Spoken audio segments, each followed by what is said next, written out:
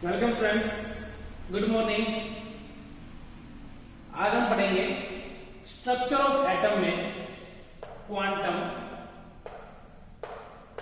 Mechanics. चलो हम quantum mechanics के बारे में पढ़ना स्टार्ट करते हैं। ओके, तो क्वांटम मैकेनिक्स जो है उससे पहले हम एक हल्का सा आइडिया ले लेते हैं क्लासिकल मैकेनिक्स। क्लासिकल मैकेनिक्स जो बेसिकली है हमारे पास वो हैवी बॉडीज के लिए, ठीक है, हैवी बॉडीज के लिए। और वो जो हैवी बॉडीज है उनका रोटेशन कैसा है, लाइक इवन प्लेनेट तक, ठीक है, उनका रोटेशन वगैरह उनके बारे में बताना, वो सारे के सारे उनको एक्सप्लेन करती है। लेकिन electron like species, electron like species के लिए बताना उस बेस पे मुश्किल है, तो उसके लिए क्वांटम मैकेनिक्स को पढ़ेंगे। क्वांटम मैकेनिक्स के डिटेल में नहीं जाएंगे, ठीक है, क्योंकि सिलेबस में नहीं है। क्वांटम मैकेनिक्स के अंदर हम दो तीन बातें ही जानेंगे, फिर उसके बाद हमारा नया टॉपिक स्टार्ट करेंगे क्वांटम नंबर। तो क्वांटम मैकेनिक्स में हम जानेंगे सबसे पहले ये साई क्या होता है और ये साई आया कहां से। श्रोडिंगर वेव इक्वेशन, ठीक है, यहां से ये साई आया निकल के। श्रोडिंगर नाम के साइंटिस्ट ने इक्वेशन दी थी। अब देखो कि हम इससे प्रीवियस वीडियो में ये पढ़ चुके हैं, पहले वाले वीडियो में, कि डी ब्रोई हाइपोथेसिस और Heisenberg uncertainty principle. D Brohi ने क्या कहा था? डी ब्रोई ने ये कहा था कि एक जो इलेक्ट्रॉन है वो पार्टिकल है, लेकिन वो इसके साथ साथ वेव नेचर भी एग्जिबिट करता है। अगर आपने पढ़ा है तो आपको बिल्कुल पता होगा, हम पहले पढ़ा चुके हैं ना। Wave number exhibit, wave nature exhibit करता है अगर एक इलेक्ट्रॉन है। तो अगर यहां हम बात करेंगे कि इलेक्ट्रॉन की मूवमेंट के बारे में, तो इलेक्ट्रॉन में वेव की तरह चलता है, तो वेव की तरह चलेगा तो उसके लिए अलग चीजें पढ़नी पड़ेगी हमें। तो वेव नेचर अगर इलेक्ट्रॉन एग्जिबिट करता है तो उसके लिए हम कैसे बताएंगे, देखो। फिर दूसरी चीज, हाँ, एक चीज और हमने पढ़ी थी, हाइजेनबर्ग अनसर्टेनिटी प्रिंसिपल। उसके अंदर था कि पोजीशन और मोमेंटम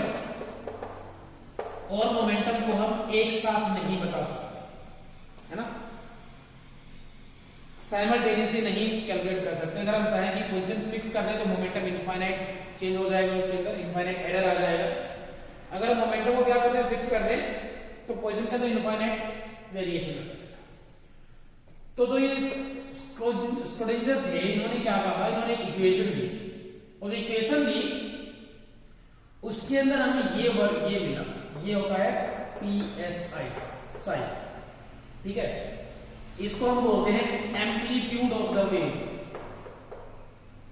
एम्पलीट्यूड ऑफ वेव। हम इतना ही जानना है, हम उस इक्वेशन के बारे में पढ़ेंगे। हाँ, इतना है कि वो जो इक्वेशन दी थी इन्होंने वो 3D थी ना, 3 डायमेंशन थी, x coordinate, y coordinate and z coordinate, ठीक है। इसके बेस पे इन्होंने दिया था। तो एनर्जी की वैल्यू यहां से निकाल सकती है इसके लिए, तो वगैरह वगैरह सारी चीजें इन्होंने दी थी। हम एक मैथमेटिकल ऑपरेशन लगाएंगे, वहां से निकाल लेंगे, ये ऐसे हमारे सिलेबस में नहीं है, हमें नहीं निकालना, ठीक है। और हमें क्या पता होना चाहिए कि साई क्या होता है, एम्पलीट्यूड ऑफ द वेव होता है, और ये मॉडुलस ऑफ साई स्क्वायर है, ये हमें प्रोबेबिलिटी के बारे में बताता है। प्रोबेबिलिटी ऑफ फाइंडिंग इलेक्ट्रॉन के मिलने की जो संभावना है उसके बारे में बताता है कि प्रोबेबिलिटी ऑफ फाइंडिंग इलेक्ट्रॉन कहां होगी, मैक्सिमम पॉसिबिलिटी कहां हो सकती है, ठीक है। तो अभी हम स्टार्ट करेंगे क्वांटम नंबर्स, जो कि हमें इलेक्ट्रॉन के बारे में इंफॉर्मेशन देंगे। तो ये देख लेते हैं, ये फर्स्ट सेल, ये सेकंड सेल, ये थर्ड सेल। कुछ ऐसा होता है, जो सेकंड सेल है वो ऐसे ना होगी, क्या होती है, एक एरिया होता है ऐसे थोड़ा सा। और ये क्या बताता है कि यहाँ पे इलेक्ट्रॉन ये इस पोजीशन में भी हो सकता है, यहाँ पे भी हो सकता है ना। एक्चुअल में ये एक क्या होता है, एरिया होता है जिसके अंदर इलेक्ट्रॉन के मिलने की टेंडेंसी रहती है, कुछ ऐसे, ठीक है। और जो बोर्स मॉडल ऑफ एटम था उसकी ड्रॉबैक क्या थी, सबसे पहली बात तो उन्होंने ये 2D के बारे में बताया था, है ना। 2D 3D के बारे में ये नहीं बता पाए थे, और हम क्वांटम मैकेनिक्स में पढ़ेंगे तो मैं 3D के बारे में पढ़ेगा, 3D स्टेप्स के बारे में कि ये कैसे होता है। इन्होंने कहा था कि इलेक्ट्रॉन सेल्स में प्रेजेंट होते हैं, लेकिन इन्होंने ये कॉन्सेप्ट नहीं दिया। इन्होंने कहा कि इलेक्ट्रॉन जो सेल होते हैं ना, सेल के अंदर होते हैं सब सेल, सब सेल के अंदर होते हैं ऑर्बिटल्स, ठीक है।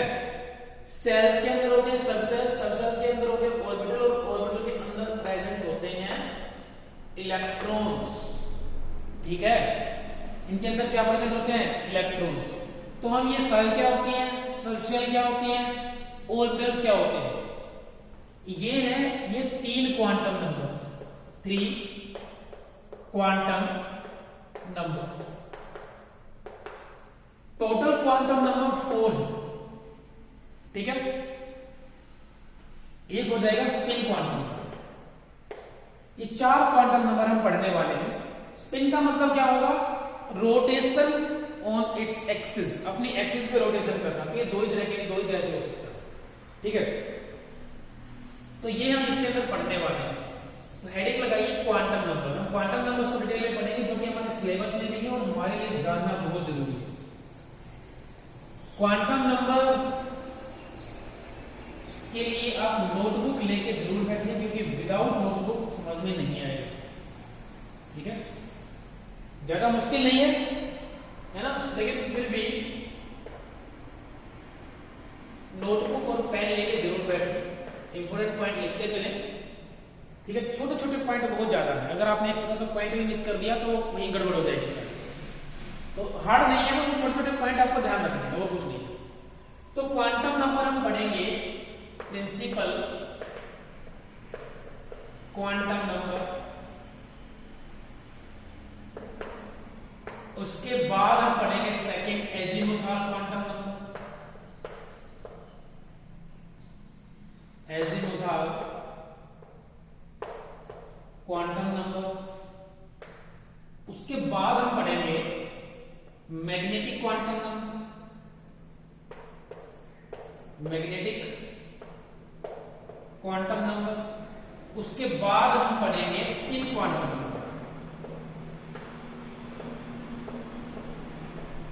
ठीक है, spin quantum. Principal quantum number को हम डिनोट करते हैं एन से, इसको हम डिनोट करेंगे एल से, एजीमुथल क्वांटम नंबर को, और मैग्नेटिक क्वांटम नंबर को हम डिनोट करेंगे एमएल से, और स्पिन क्वांटम नंबर को हम डिनोट करेंगे एमएस से, ठीक है। एक एक के बारे में डिटेल में बात करेंगे, पहले एक बार कलेक्टिवली इनके बारे में थोड़ा सा जान लेते हैं। प्रिंसिपल क्वांटम नंबर हमें बताएगा सेल के बारे में, जो हमने यहां पे लिखा था कि सेल, सब सेल, ऑर्बिटल, सब। ये बताएगा हमें एजीमुथल क्वांटम नंबर जो है वो हमें सब सेल के बारे में बताएगा, ठीक है। या फिर मैं कहूं यहां शेप के बारे में बताएगा। एमएल क्वांटम नंबर जो है वो किसके बारे में बताएगा, ऑर्बिटल्स के बारे में बताएगा, या फिर मैं कहूं ओरिएंटेशन के बारे में बताएगा, ठीक है। स्पिन क्वांटम नंबर अपनी स्पिन के बारे में बताएगा, कौन सी तरह की होती है, क्लॉकवाइज है कि एंटी क्लॉकवाइज है। अपने अगर एक्सिस पे वो स्पिन करेगा तो या तो क्लॉकवाइज करेगा या फिर एंटी क्लॉकवाइज करेगा, ठीक है, प्लस हाफ और माइनस, ठीक है। तो ये सारी चीजें हम इनके अंदर पढ़ने वाले हैं। तो क्वांटम नंबर बेसिकली अगर हम देखें, ये समझने के लिए अगर मैं इसको रिलेट करना चाहूं तो मैं ऐसे कर सकता हूं कि जैसे हमारी इंफॉर्मेशन जो होती है वो कैसे होती है।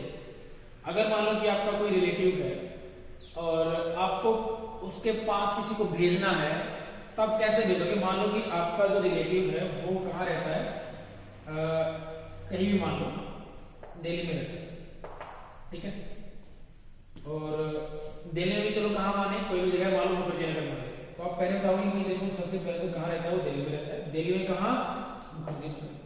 मुखर्जी नगर में कहाँ, फलाने फलाने चीज के पास है ना, उसके पास, उसके बाद वहां रहता है। तो एक इंफॉर्मेशन दे रहे हो आप उसके बारे में। तो ऐसे ही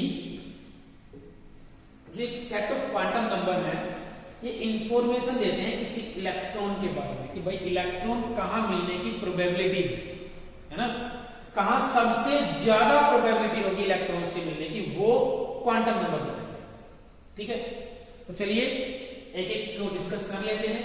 सबसे पहले हम बात करेंगे प्रिंसिपल क्वांटम नंबर के बारे में कि प्रिंसिपल क्वांटम नंबर क्या होता है और ये किन किन चीजों के बारे में हमें बताता है, ठीक है। तो प्रिंसिपल क्वांटम नंबर को हम डिनोट करते हैं n से स्मॉल n, और सबसे पहले हम बात करेंगे, ये हमें बताता है नंबर ऑफ शेल के बारे में, या फिर हम बात करेंगे कौन से नंबर की सेल में इलेक्ट्रॉन प्रेजेंट है, ठीक है। जो इलेक्ट्रॉन प्रेजेंट है वो कौन से नंबर की सेल में प्रेजेंट है, सबसे पहले तो हमें ये बताता है, ठीक है। और क्या बताता है, और देखो पहले इसको एक्सप्लेन कर लेते हैं, उसके बाद सेकंड पे चलेंगे, जल्दी समझ में आएगा। अगर ये एक न्यूक्लियस है, ये फर्स्ट सेल, ये सेकंड सेल, ये थर्ड सेल, ये फोर्थ सेल, ठीक है।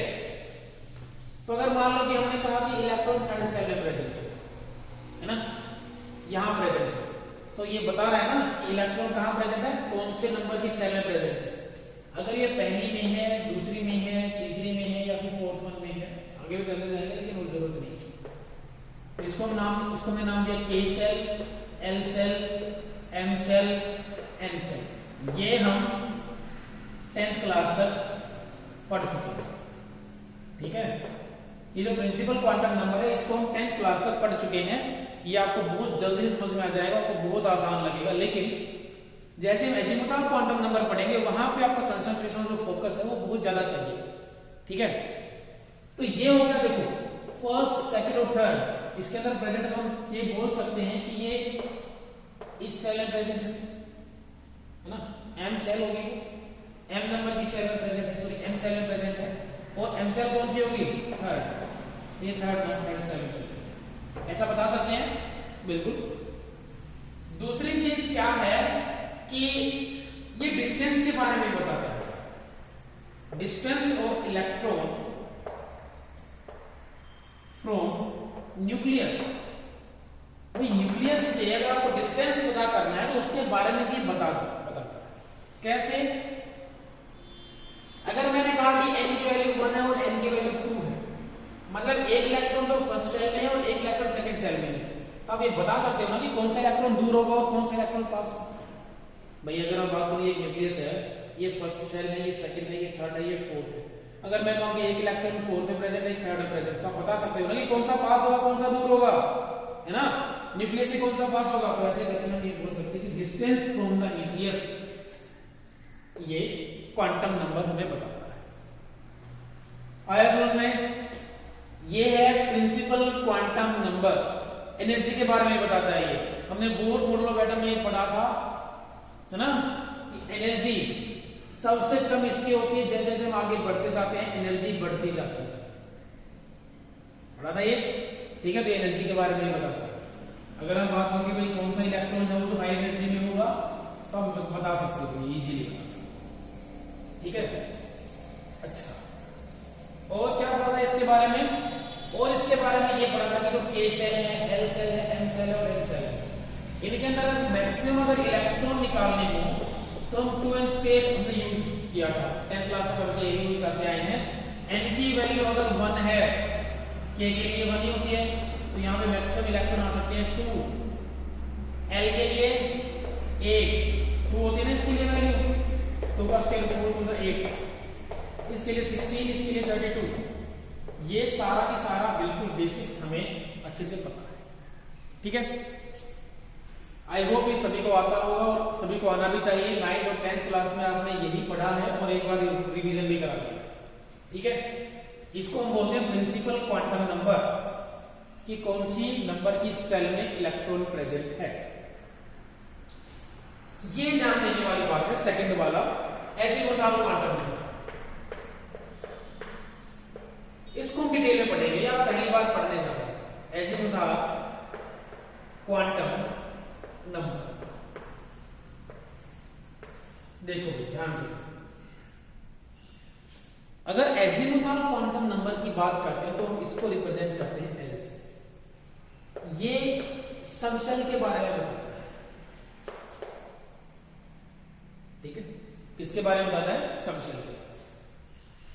अभी तक हम ये सिर्फ मान के चल रहे थे कि इलेक्ट्रॉन थर्ड सेल में प्रेजेंट है, फोर्थ सेल में प्रेजेंट है, लेकिन ये पढ़ने के बाद हमें एग्जैक्ट पता चलेगा कि जो सेकंड सेल है ना वो भी डिवाइडेड है सब सेल के अंदर।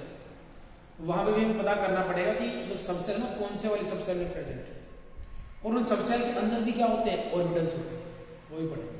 हाँ, यहां पढ़ेंगे सिर्फ और सिर्फ सब सेल का। तो एजीमुथाल क्वांटम नंबर को हम डिनोट करते हैं एल से, और ये सब सेल के बारे में हमें बताता है कि कौन से नंबर की सब सेल में प्रेजेंट है इलेक्ट्रॉन। चलो, एन की वैल्यू अगर 1 है, 0 नहीं हो सकती एन की वैल्यू कभी भी। प्रिंसिपल क्वांटम नंबर की वैल्यू 0 नहीं हो सकती, क्योंकि पहली सेल ही होगी ना, 0 सेल तो नहीं होगी, ठीक है।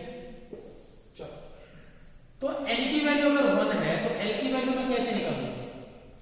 तो इसके लिए आपको फॉर्मूला यूज करना होता है n माइनस 1, बिल्कुल simple, which is equal to the value of l। अगर आपको एजीमुथाल क्वांटम नंबर की वैल्यू चाहिए तो आपको करना पड़ेगा n माइनस 1। क्लियर? तो यहां से कुछ रिजल्ट निकल के आएगा आपके पास, ठीक है, यहां से कुछ रिजल्ट निकल के आएगा। इसको हम डिनोट करेंगे, यहां लिखा हूं मैं l से, और ये बताएगा हमें सब सेल के बारे में, ठीक है। तो कुछ रिजल्ट निकल के आया कि मान लो देखो कुछ ना कुछ एल की वैल्यू आएगी। अगर एल की वैल्यू आती है 0, 1 आती है, 2 आती है, 3 आती है। जब n की वैल्यू 1 2 3 4 5 6 है तो उनमें से एक माइनस करेंगे तो इसकी वैल्यू कुछ ऐसी आएगी। एल की वैल्यू 0 हो सकती है, अगर एल की वैल्यू 0 है तो वो s के लिए होगी, ये सबसे लेवल, ठीक है। 1 है तो p होगी, 2 है तो d होगी, 3 है तो f। ये आपको ध्यान रखना, याद होना चाहिए, ठीक है। इसको मैं बताऊंगा नहीं, इसको यही रखेंगे और कुछ सोल्व करके देखते हैं। और एजीमुथाल क्वांटम नंबर जो होता है, अगर एल की वैल्यू अगर हम बात करें तो कहां से कहां तक होती है? 0 टू n माइनस 1 तक होती है। ये बिल्कुल गाढ़ बात है, ठीक है। ये बात बिल्कुल इंपॉर्टेंट है, बहुत ज्यादा। तो हमने यहाँ पे क्या देखा? 2-3 चीजें देखी हैं कि अगर हमें सब सेल के बारे में निकालना है तो सबसे पहले तो हमें ये पता होना चाहिए कि n minus 1 is equal to l होता है। l की वैल्यू अगर निकाल लेंगे, अगर l की वैल्यू निकल के आ जाएगी, कितनी निकल के आती है? 0 आई तो s के लिए, 1 आई तो d के लिए, 2 आई तो d के लिए, 3 आई तो f के लिए, और आगे भी आएगी, लेकिन और आगे में पढ़ना ही नहीं है, सिलेबस में आएगी, ठीक है। अब ये क्या है? 0 टू n माइनस 1, इसकी भी बात करेंगे। 2 सेकंड जरा वेट।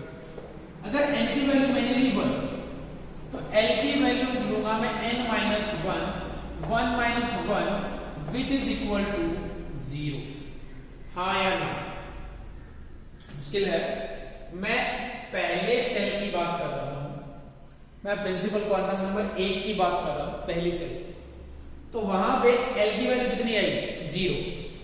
तो ये लिखा मैंने n is equal to 1, l की वैल्यू आई 0, और जो सब सेल होगी उसको हमने नाम दिया कि जब l की वैल्यू 0 आती है तो हम उसको कहते हैं s सब सेल। देखो l की वैल्यू 0 है तो s लिखेंगे उसके। क्लियर है?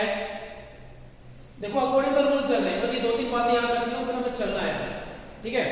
ये सीढ़ियां हैं, बस इन सीढ़ियों को यूज करके आगे चलना है। वो एक टेबल बना दी। देखो अगर मैंने कहा n इज इक्वल टू 2 है तो l की वैल्यू हो जाएगी n माइनस 1, 2 माइनस 1 हो जाएगी कि नहीं हो जाएगी भाई? कितनी हो जाएगी? 1। अब ये वाला रूल देखो, अब ये वाला पॉइंट देखो, क्योंकि इससे पहले वाले पॉइंट में तो ये एप्लीकेबल ही नहीं हो रहा था। क्योंकि देखो जब l की वैल्यू कितनी आई है? 0, n माइनस 1 l होता है ना, n माइनस 1 की वैल्यू आ गई 0, और 0 से 0 का मतलब क्या होता है? 0 ही तो होता है। तो ये की तो वैल्यू लिखा हमने। अब 1 आई है, 0 से 1 का क्या मतलब है, एक तो 0 और एक 1। ध्यान रखें ये 1.5 0.5 ये ऐसे नहीं हो सकती, ठीक है, ये 0 1 2 3 4 5 कुछ ऐसे होगी, ठीक है। तो दो वैल्यूज पॉसिबल है, n इज इक्वल टू 2 के लिए दो वैल्यू पॉसिबल है, 0 और 1, ध्यान रखना है ना। तो 0 होगा तो s लिखेंगे, अगर मैं यहां पे लिखता हूं n इज इक्वल टू 2, तो l की वैल्यू आई मेरे पास, एक तो 0 आई और एक 1 आई, 0 s के लिए होती है और 1 p के लिए होती है, क्लियर हुआ। अगर मैंने कहा कि मैं n की वैल्यू पुट करता हूं 3, तो n माइनस 1 कितना हो जाएगा, 3 माइनस 1 इज इक्वल टू 2, और जब n माइनस 1 की वैल्यू 2 आई है तो 0 से 2 आपको देखना है, 0 से 2, 0 1 और 2, क्या यही होगा, 0 से 2 का मतलब क्या यही होगा, 0 1 और 2, तो कितनी वैल्यू आई 3। अगर मैंने n की वैल्यू यहां पे 3 ली तो l की वैल्यू आई, एक तो 0 एक 1, एक 0 आएगी तो मैंने लिखा वो s के लिए है, 1 आएगी तो मैंने लिखा वो p के लिए है, 2 आएगी तो मैंने लिखा वो d के लिए है। अपनी मर्जी से नहीं लिख रहा हूं, यहां से देख के लिखो, ठीक है, आप भी लिख दोगे, बहुत आसान है। अगर मैंने कहा कि n की वैल्यू मेरे पास अगर है 4, तो क्या होगा, n minus 1 is equal to 3, 0 से n माइनस 1 जो की वैल्यू आई है 3, 0 1 2 एंड 3। अगर n की वैल्यू 4 है तो क्या होगा, 0 1 2 3। अगर 0 है तो s के लिए, 1 है तो p के लिए, 2 है तो d के लिए, 3 है तो f के लिए, वहां पे लिखा। ये आया समझ में, ठीक है, इसको मैं हटाइए। एक चीज देखो यहां पर, मैंने इनके लिए सल के लिए निकाल के रख दिया कि l की वैल्यू हो गई, ये l की वैल्यू हो गई, l की वैल्यू हो गई, है ना। अगर n की वैल्यू 1 है तो देखो एक ही वैल्यू निकल के आई है और सबसेट एक ही है। अगर n की वैल्यू 2 है तो ये वैल्यू भी 2 है और ये भी 2 है, इसकी वैल्यू 3 है, 3 3, अगर ये 4 है तो ये भी 4, ये भी 4। तो क्या ये बोल सकते हैं कि अगर मैं पहले सेल की बात करूंगा तो एक सबसेल, दूसरे की बात करूंगा तो 2 सबसेल होंगी, अगर मैं फोर्थ की बात करूंगा तो 4 सबसेल होंगी। बोल सकता हूं ये वाली बात, बोल सकता हूं ना, ठीक है। अभी सबसेल का मतलब क्या है ना भाई, कितने सबसेल होंगे, s हो गया, p हो गया, है ना, और d हो गया, f हो गया, s p d f, ठीक है, ये d है, ये l लग रहा है आपको, ये d, ठीक है, s p d, ये था हमारा एजीमुथा क्वांटम नंबर। ये हमें सबसेल के बारे में बता रहा है कि अगर हम बात करें सेकंड सेल की, तो सेकंड सेल में 2 सबसेल होती है, 2 सबसेल, 1 और 2, इन दोनों में इलेक्ट्रॉन रहने की पॉसिबिलिटीज है ना, इन दोनों में इलेक्ट्रॉन रहने की पॉसिबिलिटीज है। इससे पहले हम क्या पढ़ रहे थे कि एक सेकंड सेल एक ही है और उसी के अंदर 8 इलेक्ट्रॉन है, लेकिन वैसा नहीं है, वो 8 इलेक्ट्रॉन इन दोनों के अंदर बटेंगे। अब 18 इलेक्ट्रॉन इसके अंदर हमने निकाले थे, तो 18 इलेक्ट्रॉन तीनों के अंदर बटेंगे, इन तीनों के, समझ में आया। अभी बात करेंगे कि कैसे बटेंगे इलेक्ट्रॉन, ठीक है। चलो इतना आया समझ में कि अगर जितना n की वैल्यू है जितनी, उतना ही क्या होता है, उतने नंबर ऑफ सबसेल प्रेजेंट होते हैं, ठीक है। एक जो एजीमुथा क्वांटम नंबर है ना, ये आपको एंगुलर मोमेंटम निकालने के लिए भी काम आता है। देखो कितना आसान है। अगर एक न्यूमेरिकल यहां से बनता है hy2 under the root l into l+1, देखो कितना आसान है। यहां से आप निकालोगे एंगुलर मोमेंटम, ये एंगुलर मोमेंटम निकालने का हो गया फॉर्मूला। आपको बस l की वैल्यू चाहिए, h क्या है, प्लैंक्स कांस्टेंट। अब देखो n = 4 लिखो, यही बता। अगर मान लो कि मैंने कहा 3s के लिए, 3p के लिए और 3d के लिए या फिर 4f के लिए, इनमें से ना किसी भी एक के लिए आपको क्या करना है, एंगुलर मोमेंटम निकालना है। अब देखो 3 से 4 से कोई लेना देना नहीं है। ये देखो ये S के लिए L की वैल्यू कितनी होती है 0, P के लिए 1, D के लिए 2, F के लिए तो L की जगह पे ये वाली वैल्यू कर दो इनमें से कोई भी एक और सोल्व कर लो आपका आंसर। मुश्किल है भाई? नहीं है ना। तो आप एंगुलर मोमेंटम इजीली निकाल सकते हो यहां से, ठीक है। एंगुलर मोमेंटम आप इजीली निकाल सकते हैं। इससे जो नेक्स्ट वीडियो हम लेके आएंगे वो शेप्स के बारे में लेके आएंगे कि शेप कैसे कैसे होती है ना। तो पहले आज क्वांटम नंबर्स को पढ़ लेते हैं। इन्होंने बताया हमें सर्कल के बारे में और एंगुलर मोमेंटम कैसे निकालते हैं, ठीक है भाई। अब थर्ड वन है वो क्या कहता है कि भाई यहां सेल हो गया, सबसेल हो गया, अब तो ऑर्बिटल्स की बारी है ना। इसकी बारी है ऑर्बिटल्स की बारी। अब हम ऑर्बिटल्स के बारे में देखेंगे, ठीक है। यहां पे हम लेंगे मैग्नेटिक क्वांटम नंबर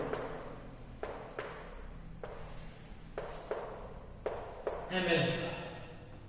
अब देखो अगर आपको एजीमुथल क्वांटम नंबर निकालना आ गया तो ये तो कुछ है ही नहीं, है ना। अगर आपको ये निकालना आ गया एजीमुथल क्वांटम नंबर तो ये तो कुछ भी नहीं है, बिल्कुल आसानी से निकाल लोगे। बस ये है कि इसको थोड़ा सा अंडरस्टैंड करना है कि बता क्या रहा है हमें, है ना। ये तो अंडरस्टैंड करना है बस। यहां से जो वैल्यूज निकल के आएंगी उन वैल्यूज को बस अंडरस्टैंड करके ये पता करना है कि इनका यूज कहां और कैसे होने वाला है ना। चलो ये करके देखते हैं। मैंने कहा S के लिए आप ये बताओ L की वैल्यू होगी कितनी। आप बता दोगे कि सर S के लिए तो L की वैल्यू 0। P के लिए कितनी होती है, सभी को याद होगा 1 होती है। D के लिए कितनी होती है 2 होती है। F के लिए कितनी होती है 3। ये याद हो गया सभी को, आई थिंक सभी को हो जाना चाहिए, यहीं पे याद हो जाना चाहिए। अब जो ML है मैग्नेटिक क्वांटम नंबर, तो स्प्लिटिंग का मैंने एक बार जिक्र किया होगा इससे पहले वाली वीडियोस में, और मैंने आपको ये बताया होगा कि जीमान इफेक्ट क्या होता है और स्टार्क इफेक्ट क्या होता है। जब मैग्नेटिक फील्ड लाइंस के इन्फ्लुएंस में आके स्प्लिटिंग होती है तो हम उसको क्या कहते हैं, जीमान इफेक्ट कहते हैं। तो यहां पे कुछ ऐसा ही रोल होने वाला है, ठीक है, स्प्लिटिंग वाला। लेकिन हम स्प्लिटिंग वाले रोल के अंदर नहीं जाएंगे, हम सिर्फ ML की वैल्यू की बात करेंगे। ML की वैल्यू निकालने के लिए हमें क्या करना होता है, -L2 + L जाना होता है। -L2 + L होती है ML की वैल्यू, मैग्नेटिक क्वांटम नंबर की वैल्यू -L2 + L। बस यहां ध्यान देने वाली बात यह है, जो L की वैल्यू होती है वो यहां पे क्या होगी, फिक्स होगी। नहीं, अगर मान लो कि यहां पे मैंने कहता 4s, तो आप ये नहीं कहते कि 4 - 1 =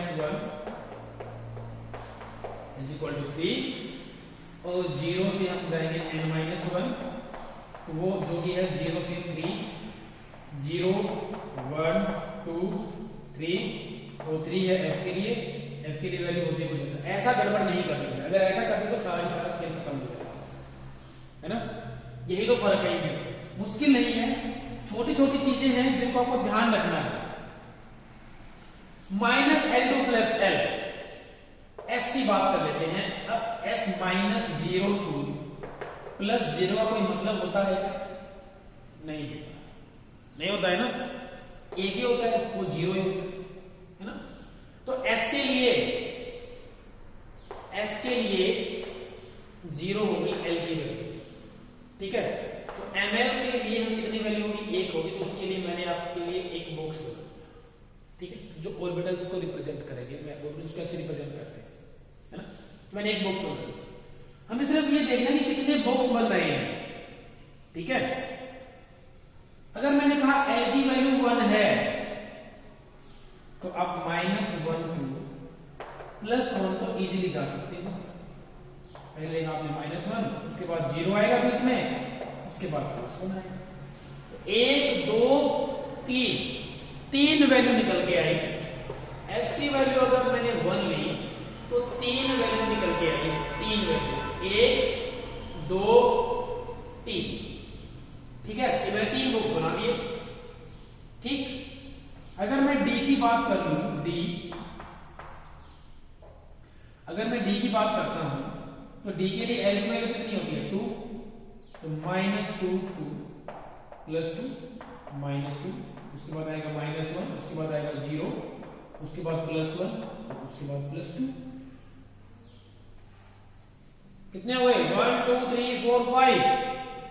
तो एस के लिए अगर एस की वैल्यू 2 है तो यहां 5 वैल्यू निकल के आएंगी, 1 2 3 4 5, 1 2 3 4 5।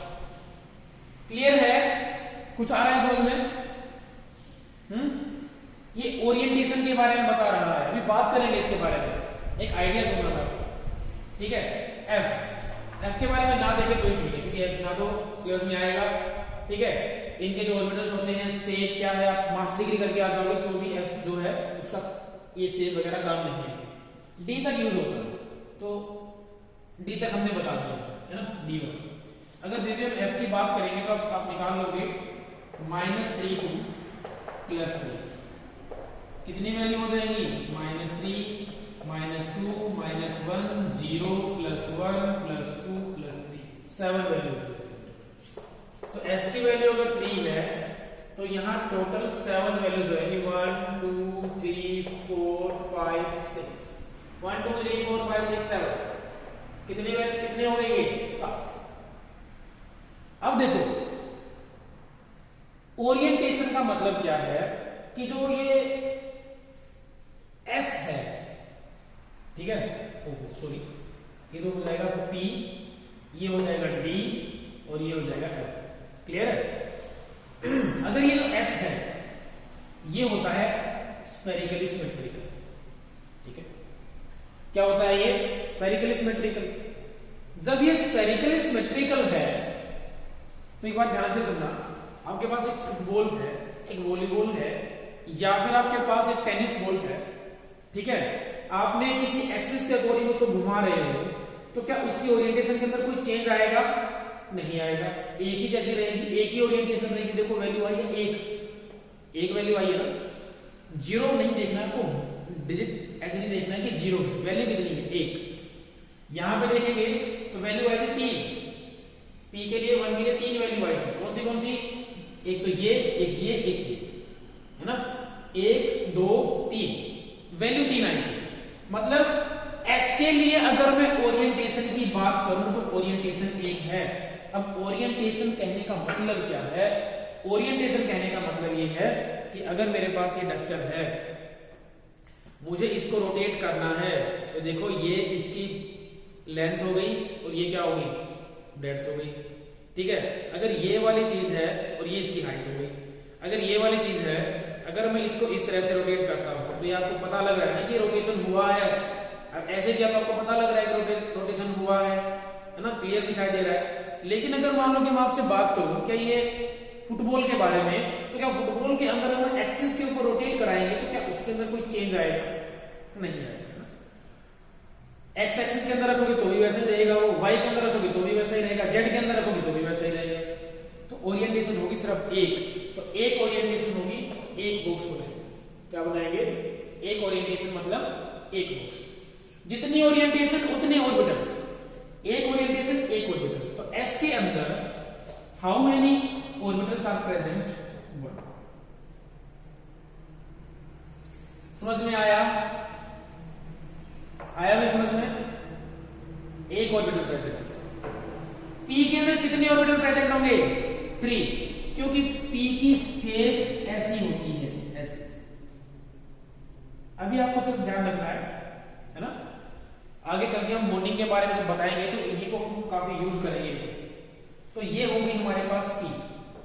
अब देखो ये डंबल होता है, जिम वगैरह में जाने के लिए जो डंबल यूज करते हैं, डंबल शेप होती है ना ये। तो देखो अगर मैं इसको एक्स एक्सिस के अलोंग रखता हूं, अगर मैं इसको वाई के अलोंग रखता हूं, है ना, ये हो गया हमारा पी एक्स, ये हो गया पी वाई और ये हो जाएगा पी जेड इस तरह से।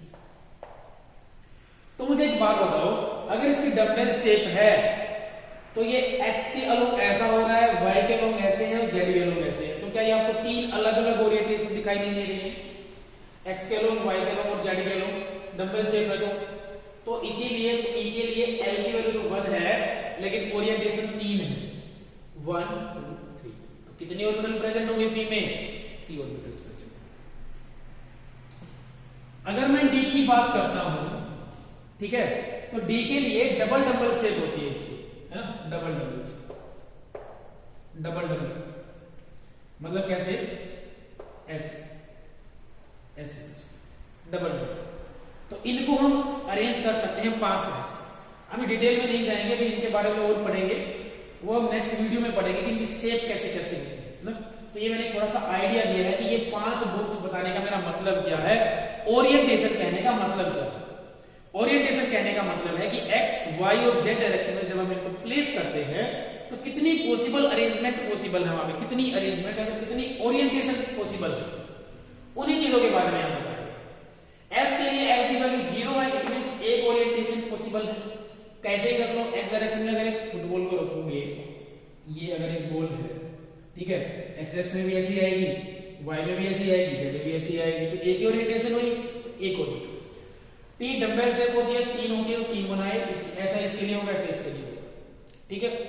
और जब शेप पढ़ेंगे तो भी हम डी तक के लिए ही पढ़ेंगे, है ना। इसके 5 जो ऑर्बिटल्स होते हैं उनकी शेप कैसे कैसे होती है, तो हर एक उसके लिए अलग अलग एंगल की वैल्यू होती है, ध्यान रखना ये वाली, अलग अलग ऑर्बिटल के लिए अलग अलग एंगल की वैल्यू होती है।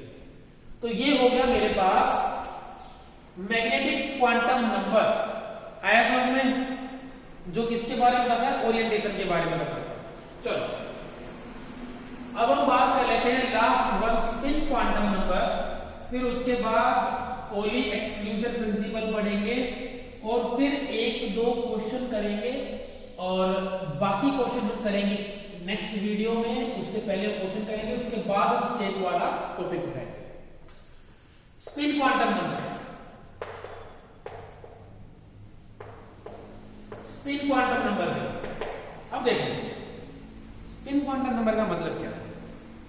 स्पिन क्वांटम नंबर का मतलब ये है, ns जो होता है ये, अगर ये अपनी इलेक्ट्रॉन रोटेट कर रहा है अपनी एक्सिस पे तो वो क्लॉकवाइज है या एंटी क्लॉकवाइज, क्लॉकवाइज है या एंटी क्लॉकवाइज। तो हम +½ या -½ लेते हैं, ये z नहीं है, ये 2 है, ये 2 है, +½ या फिर -½ लेते हैं, ठीक है।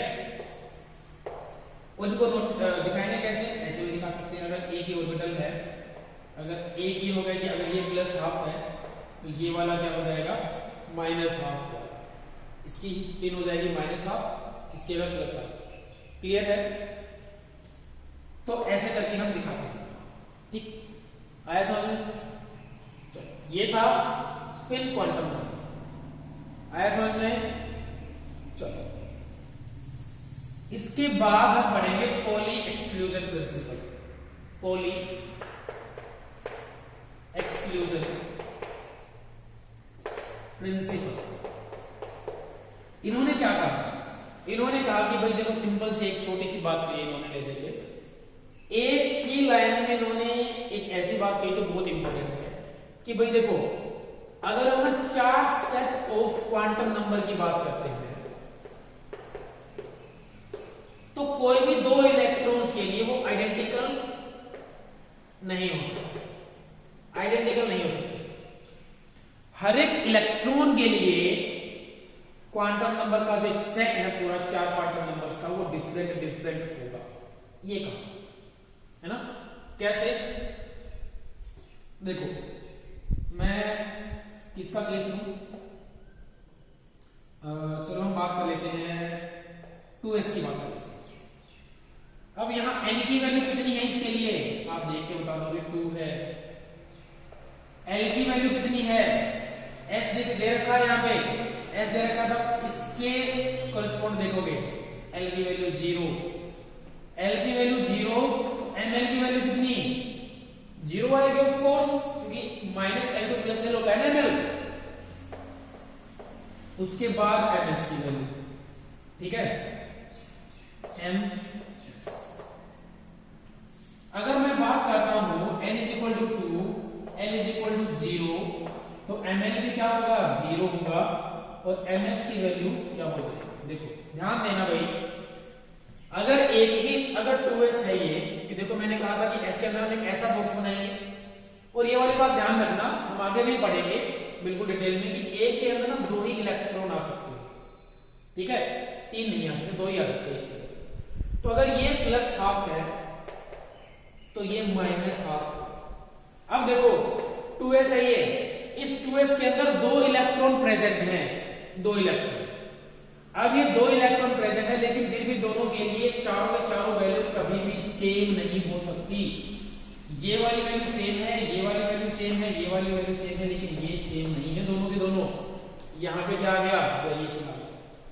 समझ रहे हो कहने का मतलब क्या है? कोली एक्सक्लूजन प्रिंसिपल ये कहता है कि किन्हीं भी 2 इलेक्ट्रॉन के लिए, चाहे वो भले ही एक ही ऑर्बिटल में प्रेजेंट हो, same set of quantum number नहीं हो सकता, उनके लिए अलग अलग, ठीक है।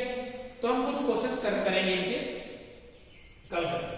तो ये हमने जितने भी क्वांटम नंबर पढ़े हैं इनको एक बार रिवाइज कर लेते हैं, और एक टेबल की फॉर्म में रिवाइज कर लेते हैं, टेबल बना लेते हैं इसकी क्वांटम नंबर के अकॉर्डिंग। और क्वांटम नंबर आपको बिल्कुल अच्छे से आने चाहिए, है ना। तो हमने पढ़ा पहला प्रिंसिपल क्वांटम नंबर, ठीक है। उसके बाद हमने पढ़ा एजीम्यूथल क्वांटम नंबर, उसके बाद हमने पढ़ा मैग्नेटिक क्वांटम नंबर, उसके बाद हमने पढ़ा स्पिन क्वांटम नंबर, ठीक है भाई। स्पिन क्वांटम नंबर, मैग्नेटिक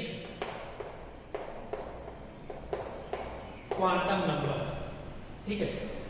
अब प्रिंसिपल क्वांटम नंबर को हम डिनोट करते हैं n से, इसको डिनोट करते हैं l से, इसको डिनोट करेंगे ml से, इसको डिनोट करेंगे m से।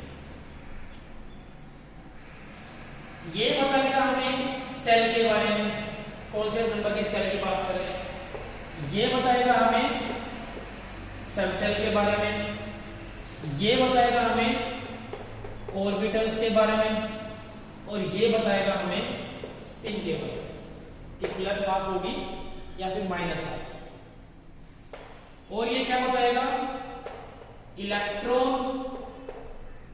की डिस्टेंस ऑफ इलेक्ट्रॉन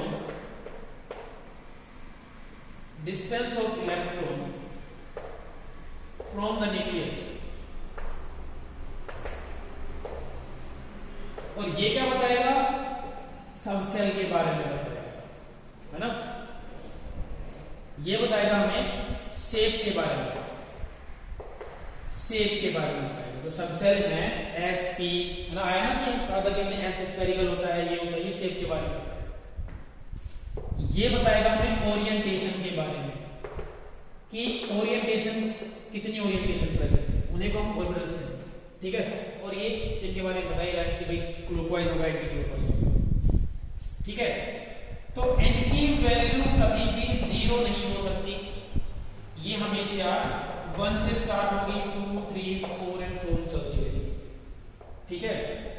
L की वैल्यू 0 हो सकती है और 1 भी हो सकती है, 2 भी हो सकती है, ठीक है। और जो मैग्नेटिक क्वांटम नंबर है वो हमारे पास कहां से कहां तक होता है, कैसे पता करते हैं उसको, -L2 + L, ठीक है। ये माइनस भी हो सकती है, 0 भी हो सकती है, प्लस भी हो सकती है, और ये 2 ही होंगी, या तो +½ या फिर -। क्लियर है। n की वैल्यू 0 नहीं हो सकती, 1, 2, 3, 4 कुछ भी हो सकती है, और यहां हम लगाते हैं n-1 निकालते हैं, और 0 से n-1 तक जितने भी पॉसिबिलिटीज होती हैं वो टोटल L की वैल्यू होती है, ठीक है। यहां हमने ये बता दिया टोटल ओरिएंटेशन कितनी होती है, ठीक है। और ये क्या बताता है शेप के बारे में इसने बता दिया, डिस्टेंस के बारे में इसने बता दिया, नंबर ऑफ सेल के बारे में इसने बता दिया, ठीक है। और अगर किसी प्रिंसिपल क्वांटम नंबर में n में कौन सी सेल में कितने मैक्सिमम इलेक्ट्रॉन प्रेजेंट होंगे तो हम लगाते हैं यहां। अगर मान लो अगर हम बात करें कि एजिमुथाल क्वांटम नंबर है, ठीक है, और एजिमुथाल क्वांटम नंबर में L की वैल्यू इतनी होती है, तो हम यहां बताएंगे कि अगर P की बात है तो 3 ओरिएंटेशन होगी, P की बात है तो 3 ओरिएंटेशन होगी, वो 3 ही ऑर्बिटल है ना, एक ऑर्बिटल एक ओरिएंटेशन के बराबर होगा। इनको हम प्लेस करेंगे x, y और z डायरेक्शन में प्लेस करेंगे, ठीक है। तो ये था एक इलेक्ट्रॉन में मैक्सिमम 2 इलेक्ट्रॉन, एक ऑर्बिटल में मैक्सिमम 2 इलेक्ट्रॉन आ सकते हैं, ठीक है। तो ये हमने पढ़ा। और हाँ, एक चीज और मिस कर दी गई कि जो एजिमुथल क्वांटम नंबर है इसका हमने ये भी पढ़ा था कि अगर एंगुलर मोमेंटम निकालना हो तो h by 2 pi under root l into l plus 1 formula लगा के हम निकाल सकते हैं, ठीक है। तो ये थे 4 क्वांटम नंबर। आज हमने क्वेश्चन नहीं किए हैं, इनके क्वेश्चन हम नेक्स्ट वीडियो में लेके आएंगे और उसके अंदर हम शेप के बारे में भी बात करेंगे, ठीक है। तो तब तक इसकी थ्योरी को जरूर पढ़ लीजिएगा, प्रैक्टिस करेंगे, नेक्स्ट वीडियो में कुछ प्रैक्टिस भी करेंगे और शेप के बारे में भी पढ़ेंगे।